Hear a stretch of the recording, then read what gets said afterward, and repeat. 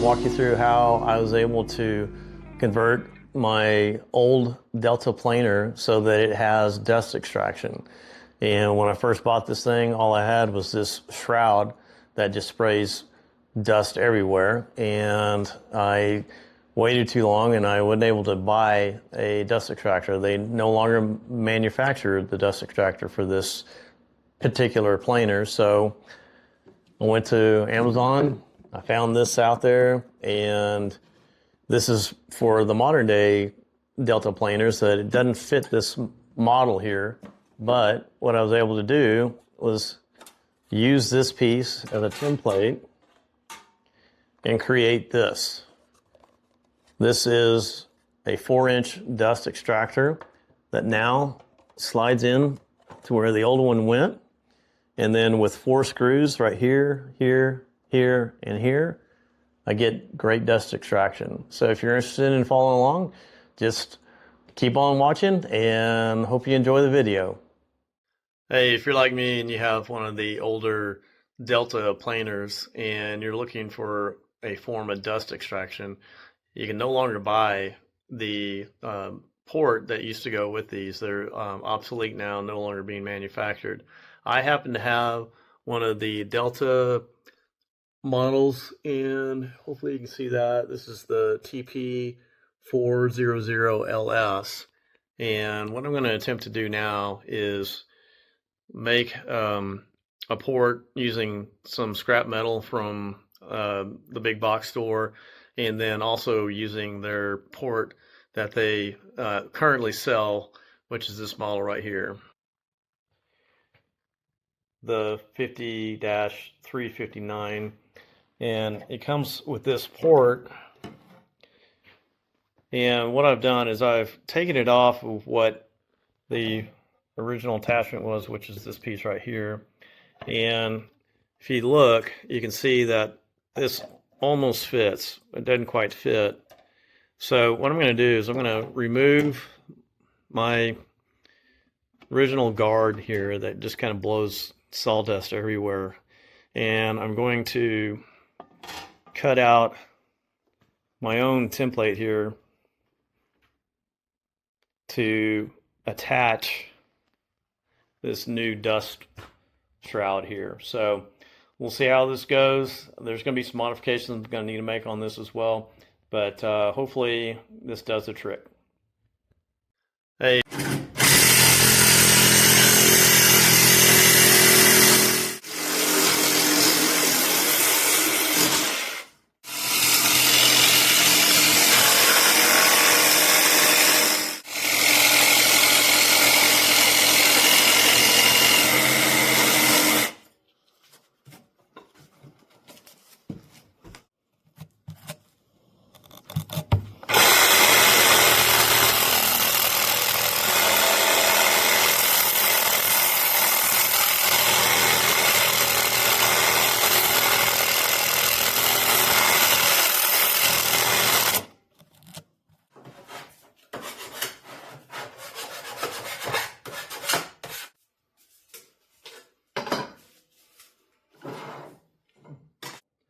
Okay, so what I've done is I've gone ahead and cut everything out and then took a file to smooth off the edges.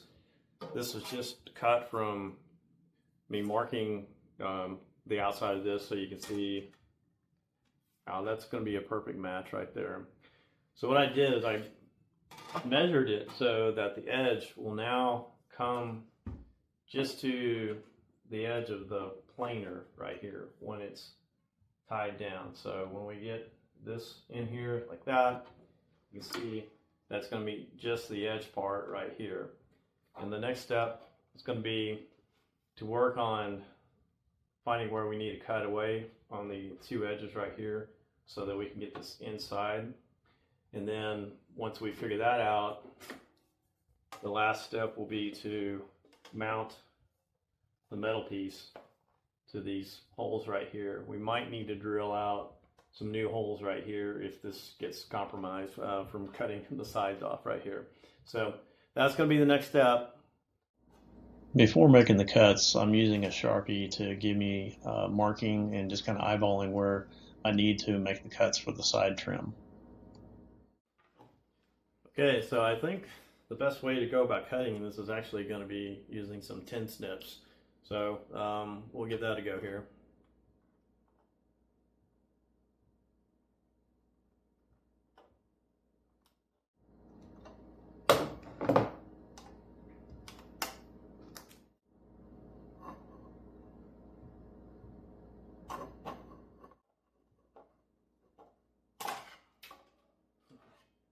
Okay, there we go.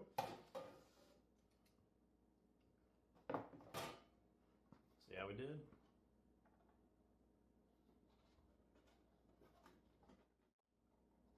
Okay.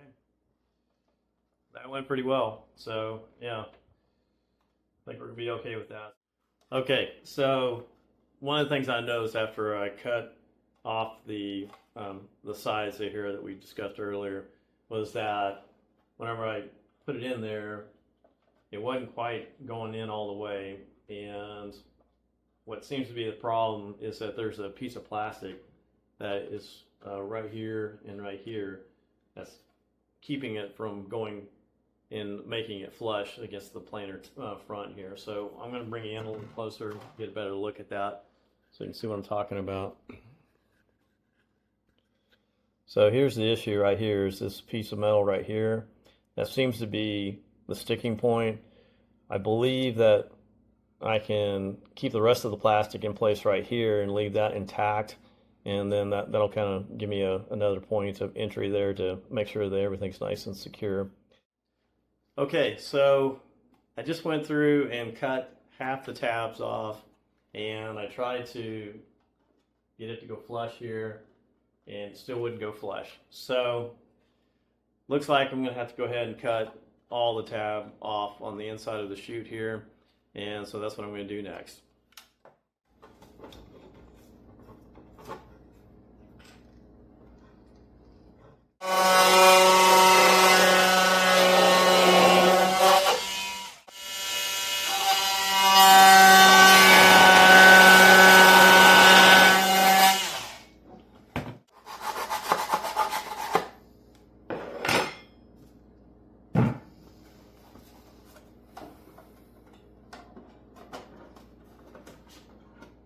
Okay. Okay, that looks much better. So, yeah, real happy with how that looks. One thing that you probably need to make sure you do is you have a nice sharp blade. If you're going to use one of these things here. Apparently my blade was not that sharp, and I ended up kind of going awry on this thing, and it cut into the base a little bit, which I'm not too excited about, and it's going to leave that there, but oh well. So learn the hard way sometimes, right? So anyway, I'm real happy though that it is sitting flush now. So we're in good shape here, and the next step is going to be trying to find those hold points for the screws. So we'll do that next. So while I was in the shop, I decided to go ahead and change my focus over to attaching the metal template to the top of the plastic dust shroud. And I'm glad I did that because that was really necessary for me to get the proper spacing for the bottom holes that will come later on. So here I'm just using my Dremel tool with a router insert to drill out the holes. I kind of elongated the holes, and this is just me going through that process now.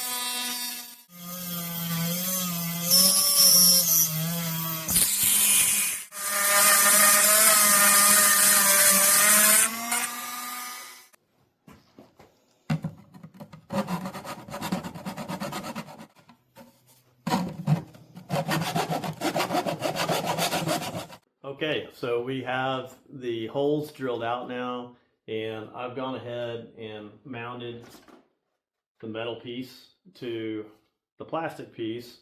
And what I did was I used the existing nuts that came with this kit, the dust kit here, and then I went to the big box store and I got some M5-80 nylon nuts to go right here, and then I used the washers that came with the nuts on this kit to put the washers on this side against the plastic. And I'm happy to say everything is starting to really look well, it's going really well now, and we're getting really close here. So actually, once I got this mounted on here, we're a lot closer to getting where we need to be, and the deflection's not that bad. So what I'm going to do next is I'm going to drill the holes here for the little thumb screws that come with the planer. Those go in right here. So that was the old fastener system. And then next we'll shoot for drilling the holes at the bottom right here and here to add the other screws that I picked up at the big box store.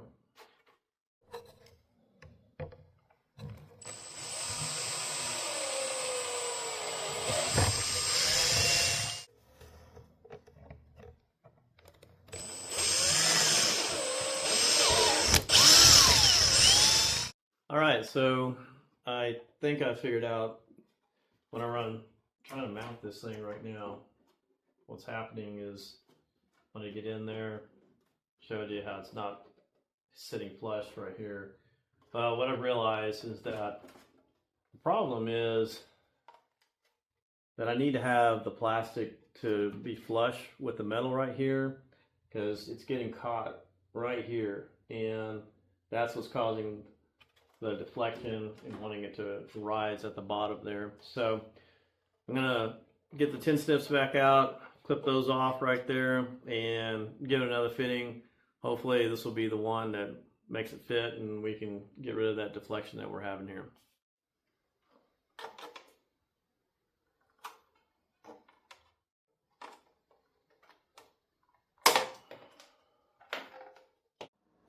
All right, so it's been a little while since I've been able to work on this project. It's been about a month, but I'm ready to pick it back up. And where we left off was I came to a point where I needed to trim the top of the plastic off on the shroud on both sides right here so that it became flush with the metal piece that we have right here. So you can probably tell that that's been taken care of now, and fortunately everything works really smoothly now, and it slides in just the way it's supposed to.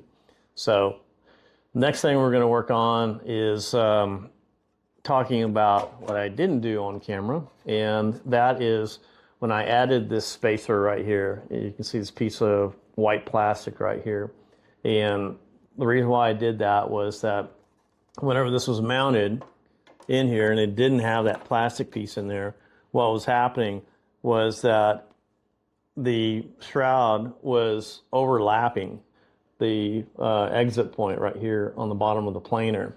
And so if I was pretend like this is a piece of wood and I'm feeding it through the planer, basically what would have happened is it would have gotten caught up right here on the bottom of the shroud.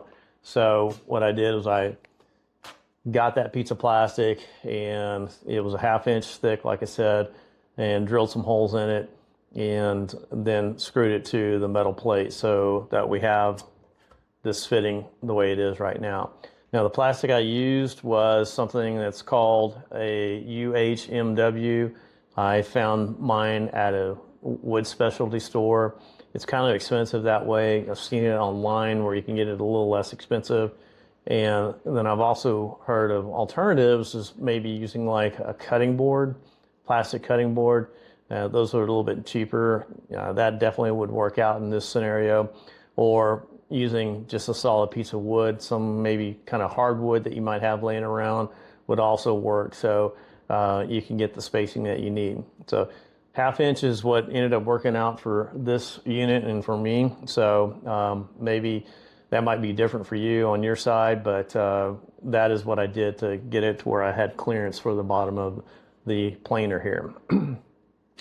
Because of the planers now, or the shroud is a little bit higher now, I had to go in, and the thumb screw that came with the original planer was not long enough. So what I did was I went out and got some thumb screws, and this might seem a little excessive, but I went ahead and bought this multi-kit from Amazon, and the reason why I did it was I didn't want to be making a bunch of runs to the store because I didn't know what I needed. So I got the whole kit.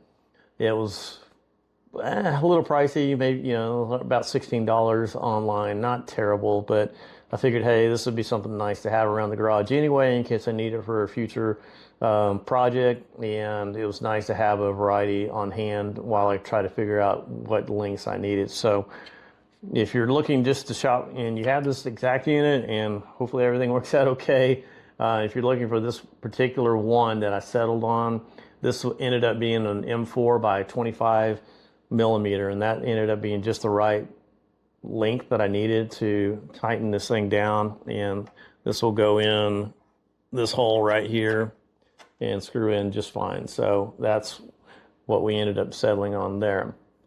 Now, going forward, what I'm going to need to do is figure out how to get this hole right here and this hole right here. The reason why we're drilling that hole, I need to remove the screw, is to get an access point right there. And that'll be another point that we can tie down where we can take the other nylon screws here and just simply screw that in like that to tighten the bottom part of the shroud down. So what I'm going to do is I'm going to take one of these M6 screws here. I'm going to lop off the top of the head, and then when I have just the nub, I'm going to come back and screw it back into place right here. And it'll be exposed a little bit to where I can mount the shroud again and then use that right there as a point where I can just take a hammer and kind of tap it a couple of times while the plastic's in place there. And it should put a marking on the inside of the shroud so that I can go ahead and drill out the holes where I need them. So that's what we're going to work on next. To get the screw nub, I use my multi-tool to cut off the head part here in a vise. And you got to be careful when you do this because the screw gets really hot, and I just had a little scooper thing that I filled with water that captured the nut here and kept me from burning myself. So be aware whenever you do this. If you do a multi-tool, it does get really hot. Now that I have the nub cut, I'm just threading it in place, and I have the cut side exposed on the outside because it has a little more bite to it that way and should make a better mark on the inside of the plastic. Here I'm using the top thumb screws to fasten the dust shroud in place and make sure that it doesn't move anywhere. And then I'm following up with a clamp to clamp the shroud down and bring it down so that it's a little more flush with the bottom there. It will also make a tighter seal on top. So whenever we get ready to put the screw in here, it's going to be a little of a tight fit.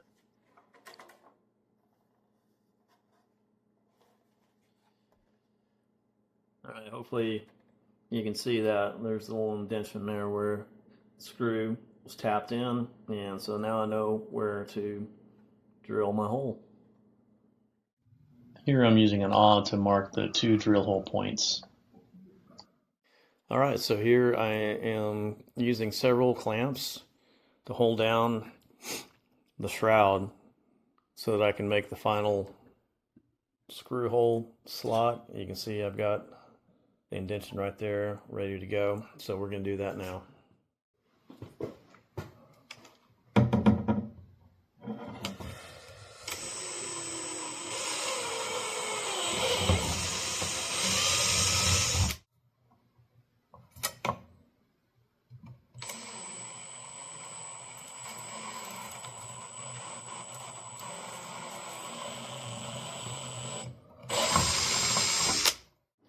Well, every time I think I'm getting close to finishing this thing up, I kind of run into one more stumbling block. So I do have the holes drilled out, and that is looking pretty good there, but there's one other thing that's kind of presenting a little bit of a problem, and it's this overlap right here that is on both sides of the shroud. And I think to get the best coverage and to get the best seal, I'm going to need to cut a little bit of that off the edge there. So I'm going to bring the camera in closer, kind of give you an idea, show you what I'm talking about. So here we go. So right here, you can see how the plastic protrudes this black piece right here, another piece of plastic. And the problem is right in here. Hopefully you can kind of see. Let me see. There you go. Kind of the daylight. So maybe it's a little bit easier to see on this side. Yeah, I think so. Trying to get the camera to focus. There we go. Anyhow, that's kind of where the issue is. And so what I want to do is just trim this little piece off of there and then see if we can get it to be more flush. The holes came out great. They're lining up with the screw holes just fine. Once I kind of bring it back into place there, that looks good. So hopefully by taking that little edge off, I can get this to be nice and flush. To mark my lines where to cut, I used a speed square and a Sharpie to establish the lines, and then I followed up with some painter's tape, and I used the painter tape on both sides of the shroud so I knew exactly where to cut, and it gave me a nice clean line to follow.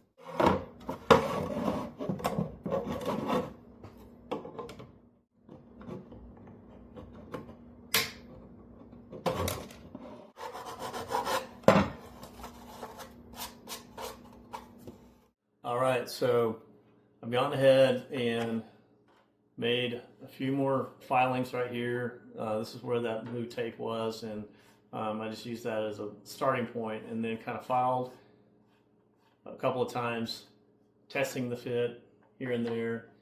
And it took me about, I don't know, 3 or 4 shots before I finally got it to fit in nice. One of the biggest challenges I had, it wasn't necessarily trying to get it to fit in there. It was more trying to get these screw holes to line up with the female side of the screw here. And what I found was that I was a little bit proud on this side right here, and it was causing an issue right here on this side to get the screw in. So it was kind of getting real tight there. So I just kept on filing on this side, and it kind of moved the shroud over enough that now we got really good clearance, and these things screw in real nice now. Nice, easy peasy. So, real happy with how that's coming along now. And I think I'm almost done. There's one more thing I want to do.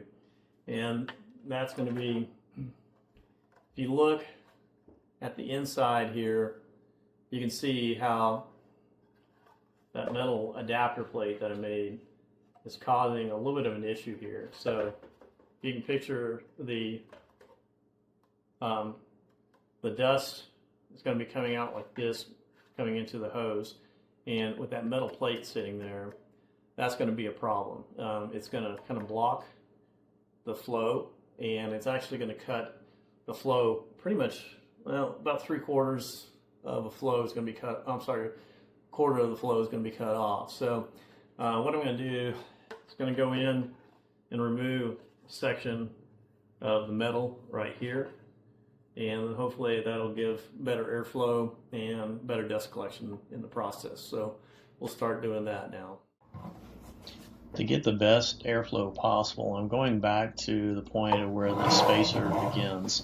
So here I'm just using a Sharpie to mark the edge of the spacer, and then I'm using my speed square to mark a straight line to give me an idea of where that spacer ends.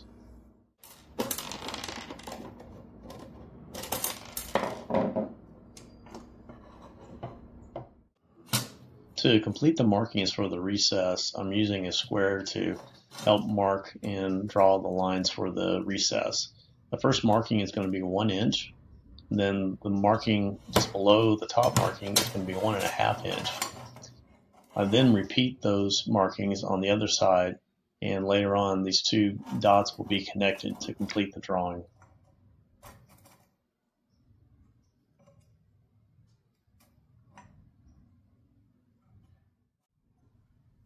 And here we just connect the dots.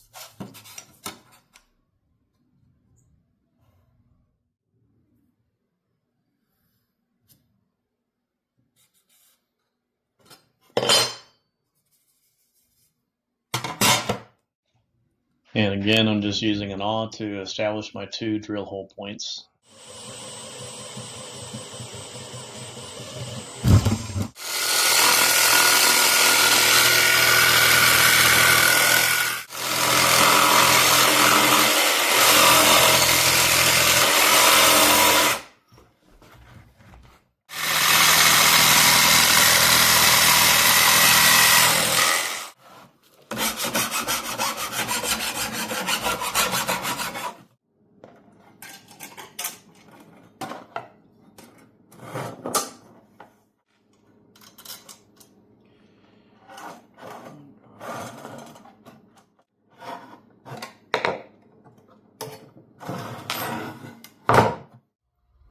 Okay, we've got the shroud put back together again, and now you can see the relief that I cut out, and hopefully you can see there's much better clearance now with that cut out there. So hopefully we're going to get better extraction with making that modification. Now there is one other thing that I was going to add to it. When you put the shroud in, there's a bit of a gap right here, and the original shroud, it had a piece of foam that was taped right here, but it really wouldn't do anything, so I removed it. I just wanted to, keep the exhaust as clean as possible. But what I am going to do is I'm going to add a piece of window seal right here, and this window seal is the extra large, fits gaps between 1/4 to 1/2 inch is what it says. So you can just get this at your big box store. So what I'll do now is just go ahead and tape this right here. Before I put the tape on off camera, I went ahead and ran some isopropyl alcohol across that to give it a good clean surface, get all the oils off of it, make sure that we get good adhesion whenever we tape this on here. So we'll go ahead and put this on, and then we'll put the shroud back on, and we'll see where it goes.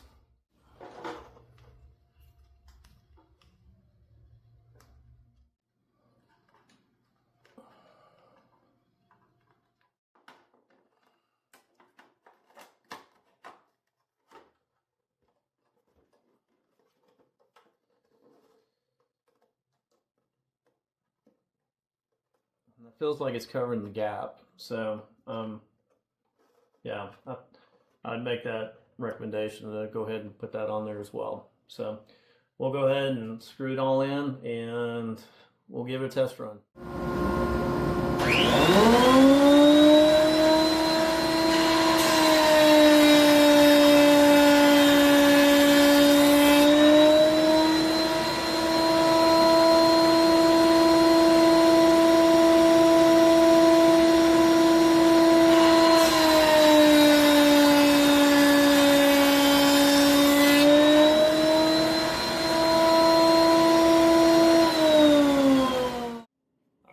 There you go. I really am shocked. It worked out so well.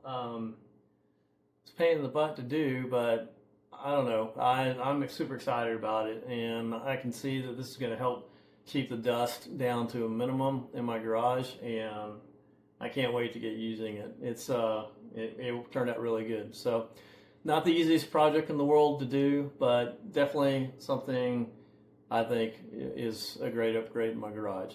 So hope you enjoyed the video. I'll finish up with some lessons that I learned, and I'll shoot that here in just a bit. Okay, so to wrap things up, just want to kind of go through some of the things that I learned here. And first thing is, I just wanted to say that at the beginning of this video, I really had no idea how this project was going to turn out. I was going in it completely blind and just knew I was going to have to figure it out as I go. So along the way in the video, you can see my mistakes, and they're kept in the video so that hopefully you'll be able to avoid those mistakes and get through the project more cleanly than I did. And hopefully you'll get great rewards from that. So that's my goal for keeping them in there. Some of the things that I learned are going to be that with the dust shroud in place is that you can no longer shut this thing completely for storage purposes. Usually both ends kind of fold up together like that and they shut completely. And with this thing in place, you can no longer do that. Now, obviously, you can easily remove the shroud and then store it that way if you want to. But for me personally, I'm just going to keep it like this. It's fine. It's not that big of a deal. So the other thing that I learned is that when doing the screws here, there's a kind of a process in doing that on the bottom screw, and I'm going to have to stand up for this. So as you can see, you need to put a little pressure on the top here to get the screw in place, and I did that on purpose because I wanted to have a tight fit on the top and in the bottom there, and so there's a little bit of play whenever you first put this thing in there.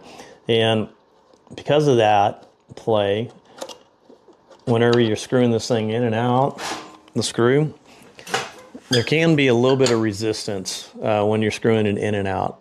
And I got it to where it's not bad at all, but I just want to let you know that if you experience that while you're trying to do this project, especially on the bottom holes here, then just kind of widen the hole on the bottom of the plastic there, give yourself a little more play, and that should alleviate some of that. That's what I ended up doing, and it worked out pretty well. So just letting you know that. And then finally, one of the big lessons that I learned was that when I was doing the metal adapter, I didn't realize how important this metal adapter was going to be in the end, because there is a safety spring on here, and I believe the intent of it is for you to have some kind of protection on top so you don't get your fingers caught in this open blade right here.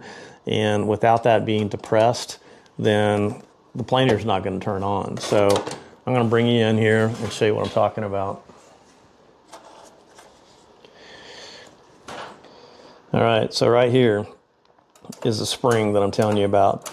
And if that's not engaged like that, then the planer is not going to turn on. And obviously you can see how the blades are exposed without a shroud being here. So definitely a safety feature worth having. And that metal piece was crucial for getting things to work. So that